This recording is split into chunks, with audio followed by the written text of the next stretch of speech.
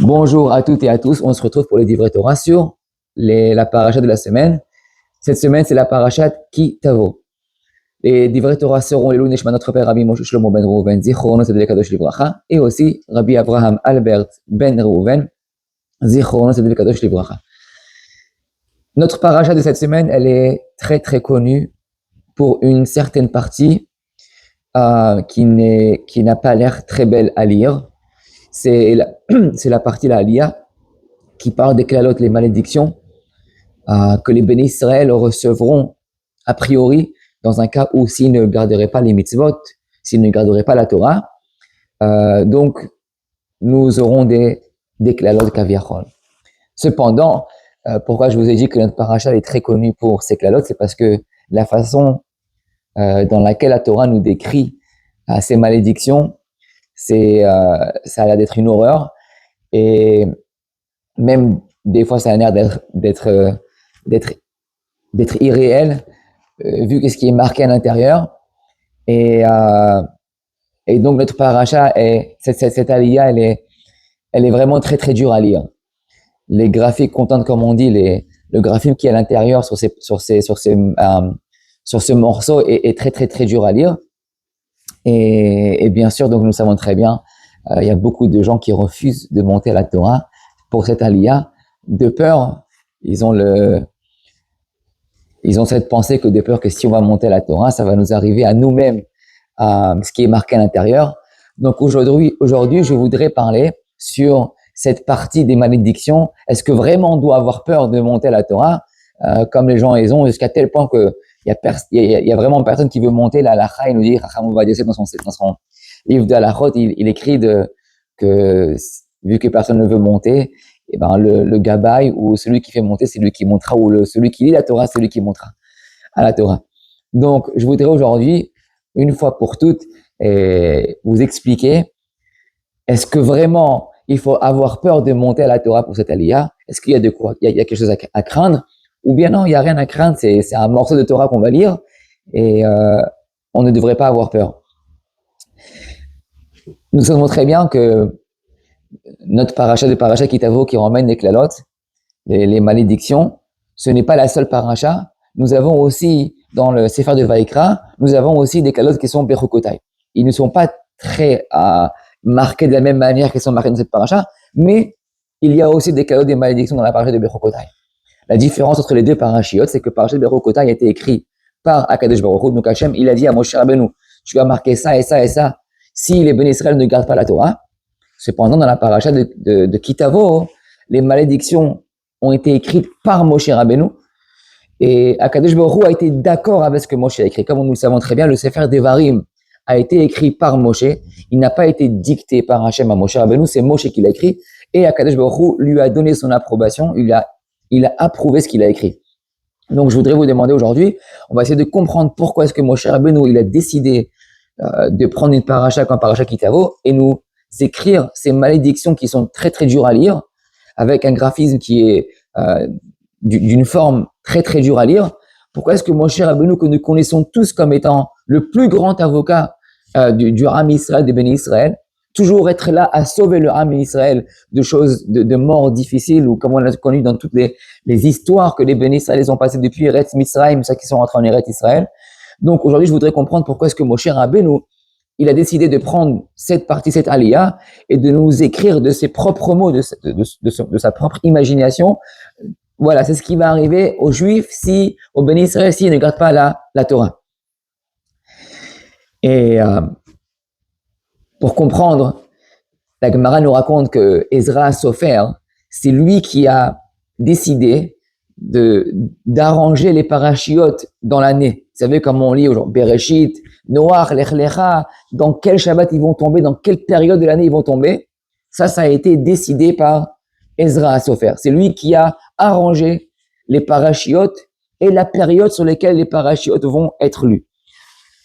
La Gemara nous raconte que la paracha de Ki Tavo, elle a été arrangée par Ezra Sofer, qu'elle soit lue 1 semaine ou 2 semaines avant Rosh Hashanah, spécialement avant Rosh Hashanah. Pourquoi la Gemara nous dit? Parce qu'il y a marqué Tichle Shana Vekileloteha. C'est-à-dire, on voudrait que l'année se termine, Tichle Shana, que l'année se termine avec toutes les malédictions. Donc, qu'est-ce qu'il a dit Ezra Sofer? Il a dit, essayons de lire la paracha de Kitavo avec les malédictions qui sont à l'intérieur, 1 semaine à 2 semaines avant Rosh Hashanah, et le fait de lire cette paracha avec les klalotes, on va pouvoir prendre toutes ces klalotes et dire, voilà, ça c'est les derniers Shabbatot de l'année, on en finit avec, et maintenant on commence une année nouvelle sans klalotes. Donc, ça veut dire quoi? Tichle Shana vekiloloteha. Comment est-ce possible que le fait je vais lire la paracha de Kitavo avec les klalotes 1 semaine, 2 semaines avant Rosh Hashanah, je vais en terminer avec les klalotes. Nous avons le klal, nous avons la généralité qui s'appelle Unshalma Parim Sefatenu. C'est une généralité qui est très très très connue dans la Gemara. Masechet Brachot, elle en discute que il y a beaucoup de halachot dans le Sefer Torah, dans la Torah, que nous ne pouvons accomplir. Ou bien parce que nous ne sommes pas des Kohanim, donc la mise de Kohanim, on ne peut pas les faire. Ou bien parce que nous n'habitons pas en Israël, donc nous ne pourrons pas faire les mitzvot qui sont pour Eret Israël. Ou bien je ne suis pas un Lévi, ou bien je n'habite pas au moment où il y avait le Beth Amidrash. Il y a beaucoup de mitzvot comme les Korbanot, les Bikurim, je ne pourrais pas faire. Donc la Gemara nous dit, il y a une façon de pouvoir accomplir toute la Torah entière, bien que je ne puisse pas le faire actuellement avec mon marassé. La Gemara nous dit, si tu étudies ce morceau de la Torah qui parle de la mitzvah que tu voudrais faire, Akadosh Baruch Hu va nous donner un crédit, va nous considérer comme si nous avons fait cette mitzvah.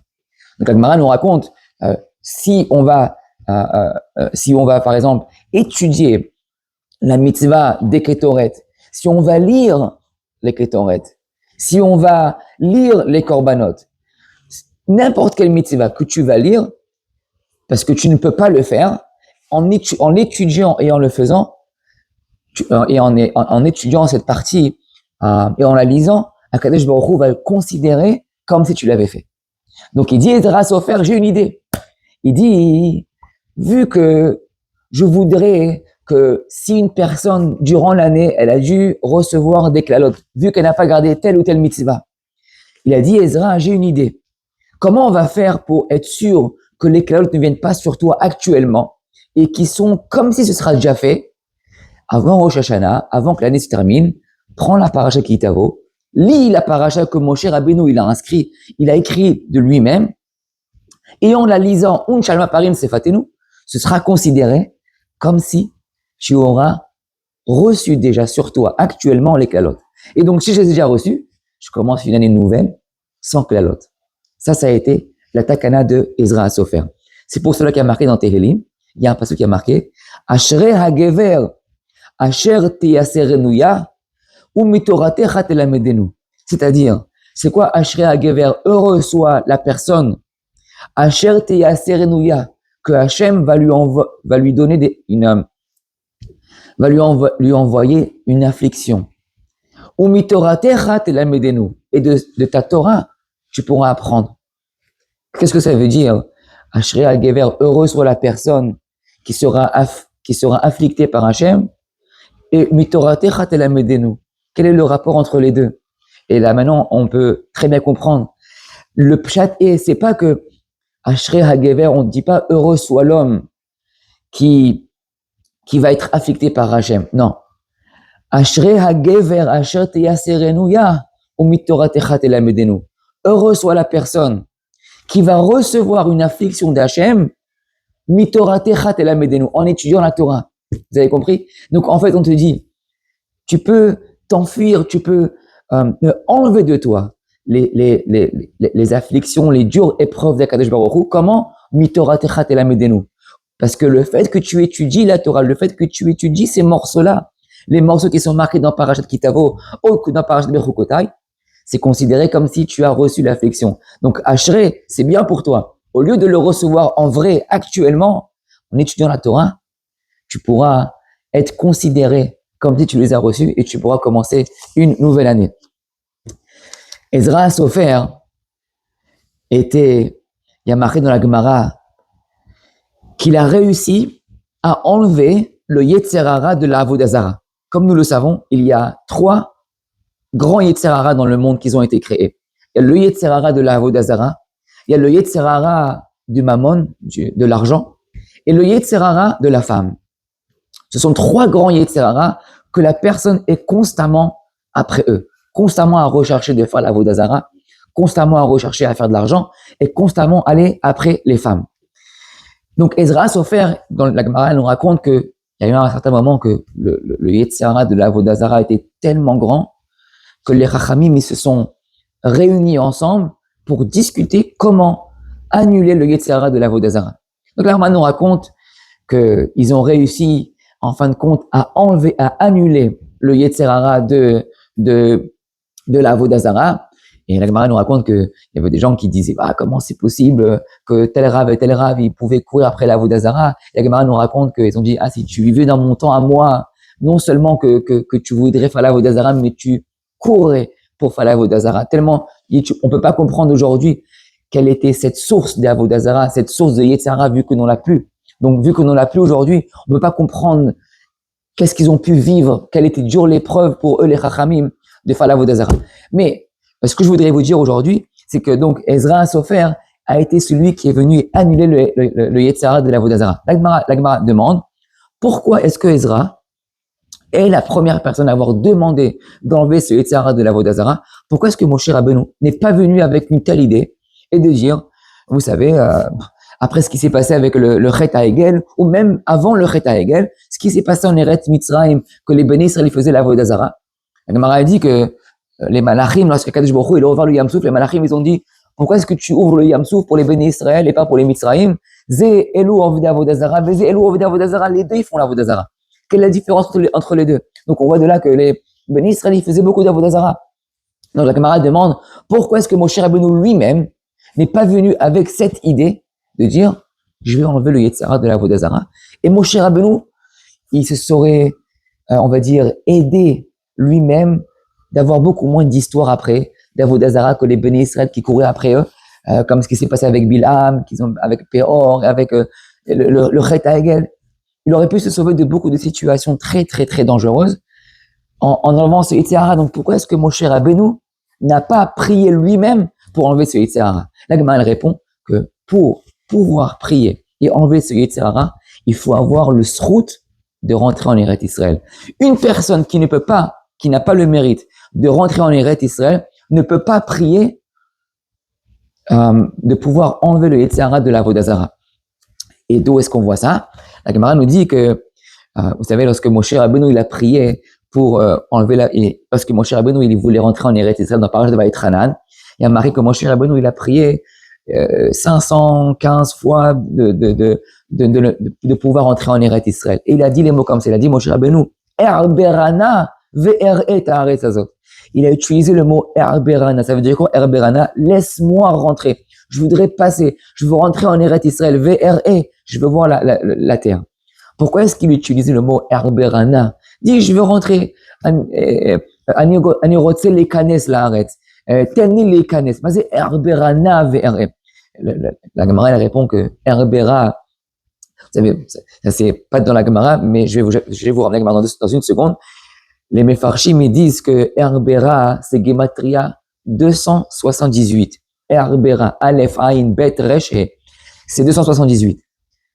La Gematria de Ezra Sofer, celui qui a enlevé le Yetzer Hara de la Avodazara, c'est aussi Ezra, Ain, Zain, Resh, Aleph, c'est Gematria à valeur numérique 278. Donc, Erbera, lorsque Moshe Rabbeinu, il a prié pour entrer en Eretz Israël, pourquoi est-ce qu'il a prié? Parce qu'il a prié, il voulait déjà prier pour ce que Ezra il voulait faire dans le futur. Donc en fait, c'est pas que Ezra qui a pensé de vouloir enlever la Avodazara des Béné Israël. Déjà, Moshe Rabbeinu, il a dit, s'il te plaît Hachem, laisse-moi rentrer en Eretz Israël. Je veux avoir ce mérite de rentrer en Eretz Israël. Car si j'ai ce mérite maintenant de pouvoir rentrer, on n'aura pas besoin d'attendre Ezra Sofer qui viendra beaucoup, beaucoup plus tard pour enlever le Yetzer Hara de la Avodazara. Donc il a dit Erbera, Gematria, valeur numérique 278. Comme Ezra Sofer, si tu me fais rentrer maintenant, j'aurai ce mérite qu'il a Ezra Sofer et on n'aura pas besoin de l'attendre. Pourquoi? Na. C'est quoi Na? C'est Gematria 51. Nun Aleph. 51. C'est quoi 51? Il dit le Rambam Dans les Chot Avodazara, il dit que chaque personne qui fait une action d'Avodazara, il est envers sur 49 mitzvot lota'ase, qui sont mitzvot négatives, 49 mitzvot négatifs et 2 mitzvot deux mitzvot positifs. Il y a, en tout, dans toute la Torah, il y a 51 mitzvot. Aase velota'ase, que si je fais la avera de Avodazara, je vais transgresser ces 51 mitzvot. Donc, il a dit, Moshe Rabbeinu, laisse-moi passer maintenant, comme ça on n'a pas besoin d'attendre, le Ezra Sofer qui est Gematria 278.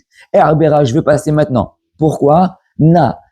51. Pour que je puisse sauver les bénis Israël de l'Avodazara. Comment? En enlevant le Yetzer Hara de l'Avodazara. Donc, de là, on voit que Moshe Rabbeinu, lui aussi, il a essayé d'enlever ce Yetzer Hara, mais pour cela, il a dû prier Hachem de rentrer en Eretz Israël, mais Hachem ne l'a pas laissé rentrer en Eretz Israël, donc il n'a pas pu le faire. Le prochain qu'il a fait, qui a réussi à enlever le Yetzer Hara de l'Avodazara, c'est Ezra à Sofer.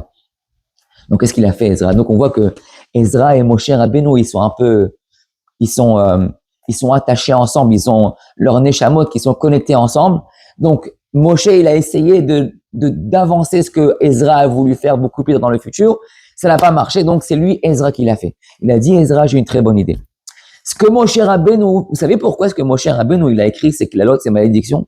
Alors, Moshe Rabbeinu, c'est la personne qui est toujours là pour nous sauver, qui est toujours là pour faire du bien au Ham Israël, qui est toujours là pour être notre avocat lorsqu'on doit être puni, a toujours enlevé la punition. Moshe Rabbeinu, avec sa chorma, son intelligence, il a dit, j'ai une très bonne idée. Moi-même, je vais vous écrire des klalotes qui sont très très durs. Le fait que vous allez pouvoir lire ces klalotes, Ezra Sofer, il a dit, on va les lire d'Afka avant Rosh Hashanah. Ce que Moshe Rabbeinu a institué de sa propre bouche, de dire ces klalotes qui sont très très durs à lire, en les lisant avant Rosh Hashanah, Unshalma parim sefatenu, ce sera considéré comme si on a déjà reçu les klalotes, et donc on pourra commencer l'année sans klalotes. Donc en fait, de cet enseignement, qu'est-ce qu'on peut apprendre? Que c'est un bien pour toi de lire cette paracha. Si tu t'enfuis de la paracha, tu sors de la choule parce que tu as peur, dans ce cas-là, tu n'as rien gagné. Au contraire, les klalotes que tu devrais, chasvé shalom, avoir pour quelques avéras que tu as dû faire dans l'année, au lieu de te les enlever en sortant de la choule, moi je connais des gens personnellement qui sortent chaque année. Ils ont tellement peur, ils sont tellement, ils croient tellement à ces choses-là, qu'ils sortent de la choule et qui se disent, si je reste à la choule, ça peut m'arriver à moi. Mais donc en fait, ils comprennent pas. Et qui comprennent pas qu'en sortant de la choule, ils ne cèdent pas du tout. Le fait de rester, de lire avec le Baal HaKoré, ou bien d'avoir la Ali avec le Baal HaKoré, de pouvoir les lire, c'est en fait te dire, voilà, je le lis, c'est quand Hachem, tu vas me considérer comme si j'en ai terminé avec, ou Shalom Parim Sefatenu, et maintenant je vais pouvoir commencer l'année, une toute nouvelle année, sans rien du tout, avec tout qui ira bien. Ça c'est très très beau chat que j'ai lu. Je vais vous rajouter aussi quelque chose de très très beau. J'ai trouvé un rat de base sur ça, sur la paracha. Le rat de base, il fait une remarque très intéressante. Le rat de base, il dit, si on remarque, il y a sur les klalotes qui a marqué dans cette aliyah qui est dans la Torah, ces klalotes, chaque klala est marqué avec le nom d'Hachem à l'intérieur. Lequel nom d'Hachem? Le Yud He Vav He. Comme par exemple, il y a marqué Yeshalach Hachem et Hame'era. Yadbek Hachem Becha Hadaver. Yakecha Hachem Badachefet. Chaque klala est marqué avec le nom d'Hachem. Quelque chose de très intéressant. Pourquoi rajouter le nom d'Hachem? Le Yud Kevavke qui est le nom d'Hachem qui est Rachamim, qui est pitié sur une klala. Tu es en train de me punir en me donnant une klala et tu me rajoutes le nom d'Hachem sur la klala qui est le Yud Kevavke qui est la Rachamim. Iten Hachem Metar Artsecha Avak Ve'afa. Toutes ces klalotes là, ils sont rajoutés avec le nom d'Hachem, le Yud Kevavke. Quelle est l'explication?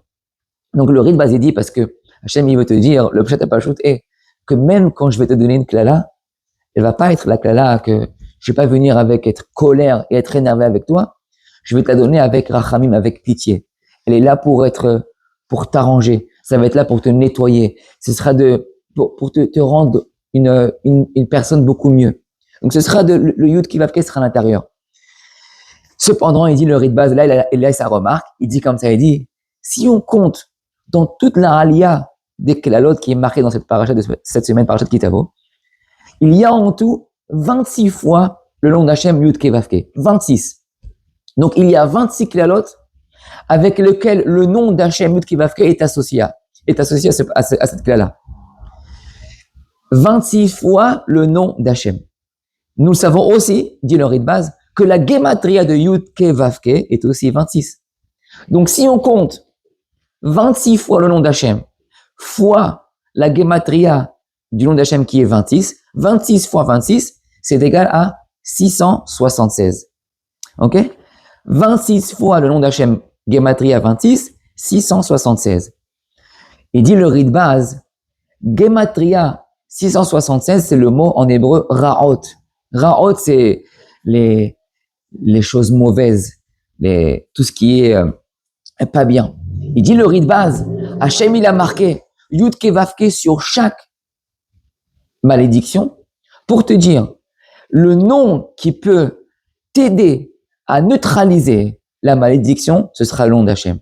Si Hachem il a marqué 26 fois le nom d'Hachem, qui est Gematria en tout 676, qui est Gematria Ra'ot, chose mauvaise, c'est pour te dire la chose qui peut neutraliser ces calottes, ces malédictions, ce sera d'utiliser le nom d'Hachem. C'est pour cela qu'il y a marqué, dans le Tehillim, il y a marqué Rabot Ra'ot Tzadik. Rabot Ra'ot, il y a beaucoup de choses mauvaises qui arrivent au Tzadikim. Rabot Ra'ot Tzadik. Ou Mikulam Yatzilenu Hachem. C'est quoi Mikulam Yatzilenu Hachem? Et toutes ces Ra'ot, toutes ces Rabot Ra'ot Tzadik, ils arrivent au Tzadik. Ou Mikulam Yatzilenu. Qu'est-ce qui peut te sauver? Hachem, le Yud Kevavke. Donc de là, on voit que Pastam Akadosh Baruch Hu, il a marqué 26 fois le nom d'Hachem dans les Klalot. Hachem, il les a marqués spécialement pour te dire, il y a une façon d'arrêter ces Klalot, c'est le nom d'Hachem, le Yud Kevavke. Et je vais m'expliquer. David Ameler, vous savez qu'il a marqué dans son Tehillim, il a écrit un Hallel Hagadol. Nous connaissons tous le Hallel qu'on dit à Rosh Chodesh ou pendant les Chagim. Il y a aussi un Hallel qui s'appelle le Hallel Hagadol. Qu'est-ce qu'il est le Hallel Hagadol? Je ne sais pas si vous savez, mais pendant Shabbat, avant qu'on arrive à Baruch Shamar, on va lire des Pirkei Tehillim. Et le dernier Tehillim qu'on va lire avant de faire Baruch Shamar, il y a un Perek avec Hodou Lashem Kitov Ki Olam Chasdo. Hodou la donné à Elohim Ki Olam Chasdo. Hodou la donné à Adonim Ki Olam Chasdo. Les Maké Mitzrayim Bifrorehem Ki Olam Chasdo. Vechole vechole. C'est tout un Perek de Tehillim. Sur ce Perek de Tehillim, il y a en tout 26 et Hodou Lashem Kitov. Il y a en tout 26 Ki Olam Chasdo. Ces 26 Hodou Lashem qui ont été écrits par David Ameler, c'est un Tehillim qui vient expliquer, qui vient dire merci à Hachem pour la bonté qu'Hachem il a fait. Pourquoi est-ce que David Ameler il a écrit 26 fois Hodou Kile Olam Chasdo, ça Kile Olam Chasdo, ça Kile Olam Chasdo, que sa bonté est pour toujours, Kile Olam Chasdo, que le chesed d'Hachem il est pour toujours. Pourquoi est-ce qu'il en a marqué 26? Nous savons très bien que nous voulons tous une parnassa. La parnassa ne vient pas du gouvernement ou de la banque. La parnassa vient d'Akadosh Baruch Hu. Mais Akadosh Baruch Hu est dans la parnassa grâce au mérite de la Torah. La Torah fait que les portes de la parnassa puissent être ouvertes. Comme il y a marqué dans la Mishnah de Pirkei Avot, il y a marqué Im en Torah en kemach. Le kemach, c'est l'argent, le manger. La parnassa, s'il n'y a pas de Torah, il n'y a pas de kemach. Donc la Torah est la source pour ouvrir les portes de la parnassa. C'est pas l'opposé. C'est pas celui qui travaille qui emmène la parnassa, mais c'est celui qui étudie la Torah. Grâce à sa Torah, il amène dans le monde les portes de la parnassa. Comme nous avons dit il y a 2 semaines, avec Rabbi Chaina ben Dossa, j'ai marqué qu'il était la personne la plus pauvre, il mangeait toute l'année que des caroubes. Et la Torah l'a marqué sur lui, Kol ha'olam nizon ba'avur chanina beni. Tout le monde entier peut manger grâce au mérite de la Torah de Rabbi Hanina Beni. La même chose avec Rabbi Shimon Bar Yochai. Il y a marqué que tout le monde entier il mangeait, il subvenait à leurs besoins grâce à la Torah de Rabbi Shimon Bar Yochai. C'est pas celui qui travaille qui va faire qu'il y a l'économie dans le monde, mais c'est la Torah qui fait qu'il y aura une économie dans le monde. Qu'est-ce qui s'est passé? Donc si c'est la Torah qui ramène la parnassa dans le monde, David Amelech, il a dit, je comprends pas. Il a fait un cheshbon. Combien de générations il y a de Adam Arishon, depuis Adam Arishon jusqu'à Moshe Rabbeinu lorsqu'ils ont reçu la Torah? Il y a en tout 26 générations. Oui, de Adam jusqu'à Noach, il y a 10 générations. De Noach jusqu'à Abraham, il y en a 10, ça fait déjà 20.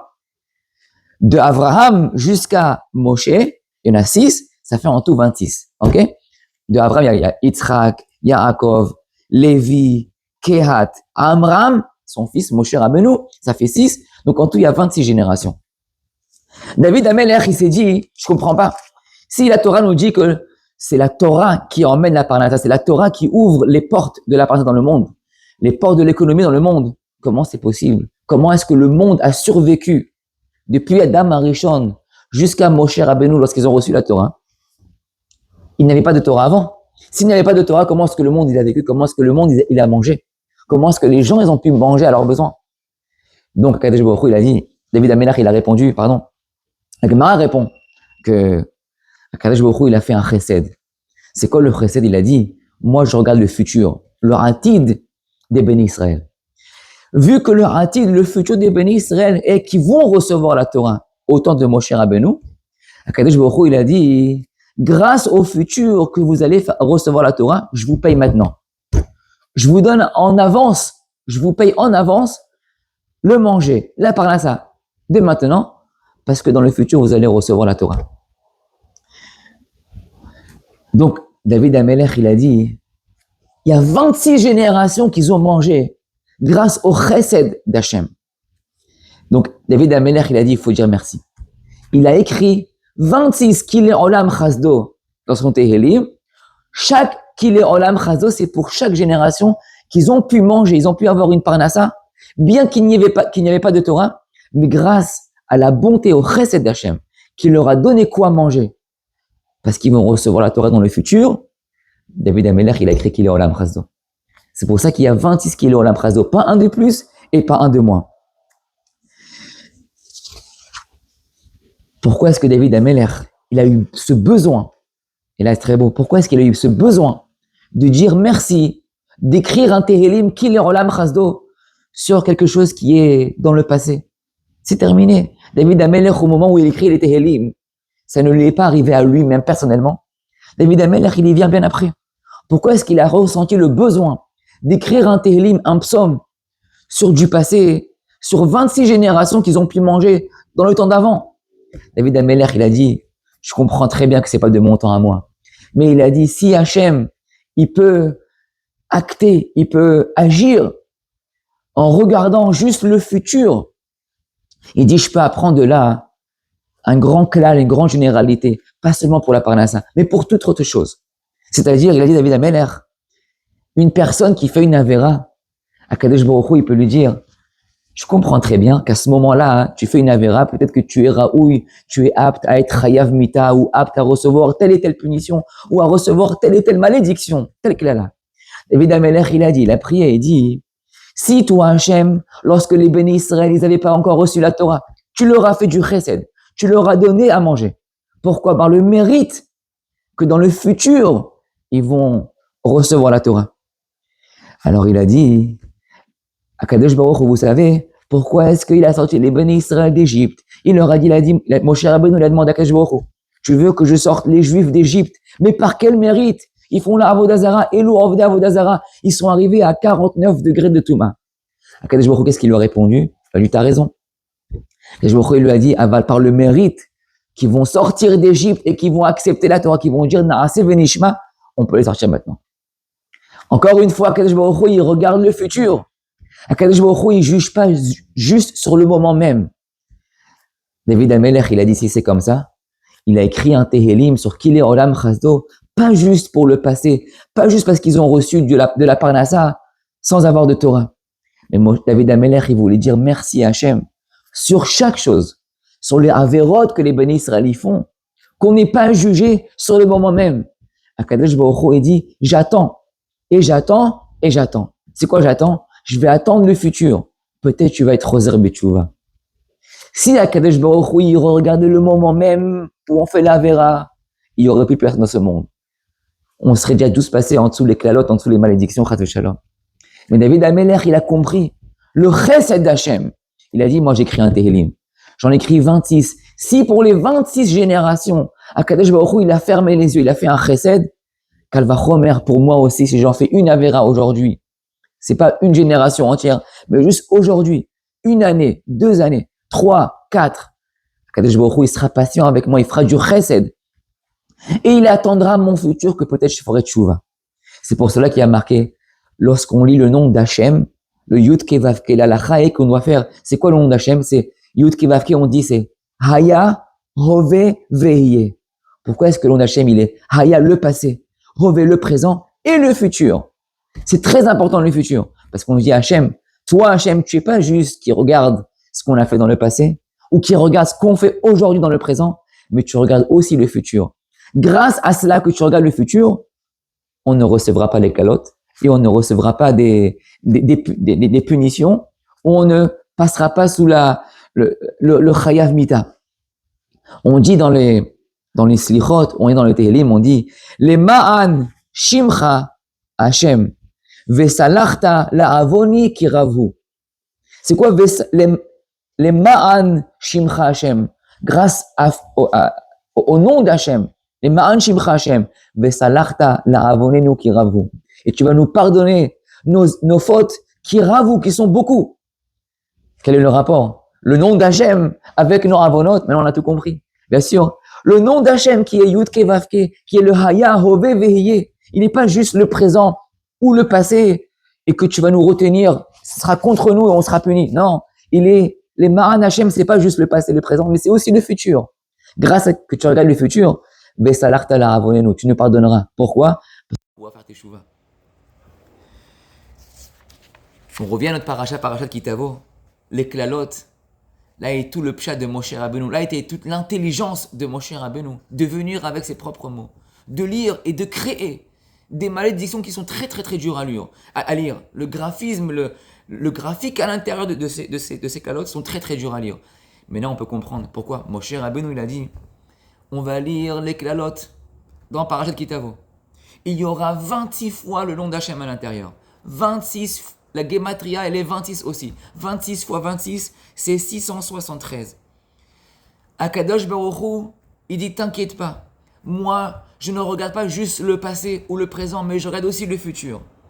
Tichle Shana Vekileloteha. Ezra Sofer, il a dit, on les lit maintenant, avant Rosh Hashanah. En les lisant maintenant, ne t'enfuis pas. En les lisant maintenant, ce sera considéré comme si tu as déjà reçu les klalotes. Donc tu t'enlèves un fardeau de toi-même. Rabot, Raot, Tzadik, beaucoup viennent les Raot, les mauvaises choses sur les Tzadikim, ou Mekulam Yatzilenu, et on sera tous sauvés de quoi? Hachem, ou Mekulam Yatzilenu, Yud He Vavke. Le nom d'Hachem qui est le futur, qui regarde toujours le futur. Hachem, il a de la patience avec nous, il dit, je ne regarde pas juste maintenant, mais je regarde le futur. Raot, c'est la Gematria 676, 26 fois 26, Yud Ke Vavke, donc il faut lire la paracha. Avec le nom d'Hachem. Gematria 676, Raot 676, et grâce à cela, lorsqu'on les lit juste avant Rosh Hashanah, Unchalma Parim Sefatenu. La même manière qu'Hachem il a donné la parnassa au béni Israël pendant 26 générations, en faisant du chesed, en fermant les yeux, grâce au futur que les bénis Israël ils vont recevoir la Torah. Donc on prie aujourd'hui, nous aussi, que Akadosh Baruch Hu, il nous regarde notre futur. Il ne nous jugera pas juste sur aujourd'hui. Chas v'shalom, si on n'est pas raoui de recevoir la Torah ou de recevoir une autre année en plus. Chaque année, c'est un nouveau contrat. On reçoit à Rosh Hashanah un nouveau contrat, une nouvelle année. Est-ce qu'on va la recevoir ou est-ce qu'on ne va pas la recevoir? Notre prière aujourd'hui est, on prie que Kadosh Baruch Hu, il est Yud He Vavke. Il n'est pas juste le passé et pas juste le présent, mais aussi le futur. on veut qu'Hachem, il nous dit, on prie qu'Akadosh Baruch Hu, il regarde juste notre futur et que notre passé et notre présent, il le laisse passer pour qu'on puisse recevoir un nouveau contrat qu'on signe pour une nouvelle année. C'est exactement ce qu'on dit dans le Hallel, Hodou Lachem Kitov, qu'il est Olam Chazdo. Maintenant, on peut comprendre la signification de ce pasouk. Hodou Lachem Kitov, qu'il est Olam Chazdo. Tout le temps, il sera comme ça. Pourquoi est-ce que Hodou Lachem, le nom de Hachem, on lui remercie. Hodou Lachem Kitov, qu'il est très bon. Pourquoi est-ce qu'il est bon? Parce qu'il n'est pas juste dans le passé, dans le présent, mais il est aussi dans le futur. Donc on va prier, si tu veux, Bezrat Hachem, la bracha qu'on donne à tout le monde, Tichle Shana Vekile Loteha. Toutes les malédictions qui se passent dans ce monde, chaque jour on entend des choses qui sont très très très dures à lire, et on prie que peut-être ce sont les dernières malédictions, et au moins pour nous-mêmes, lorsqu'on lira la jour ce Shabbat, on priera, on lira les malédictions, et on dira Tichle Shana Vekile Loteha. On a terminé avec cela. Et si Dieu veut, on aura tous une année nouvelle, pleine de bonté et de richesse, de santé, Parnassa Tova, et Chinuch Yeladim, l'éducation des enfants, que tous ils puissent grandir dans la Torah et les mitzvot, et Tichle Shana Vekile Loteha. Shabbat Shalom, ou Mevorach.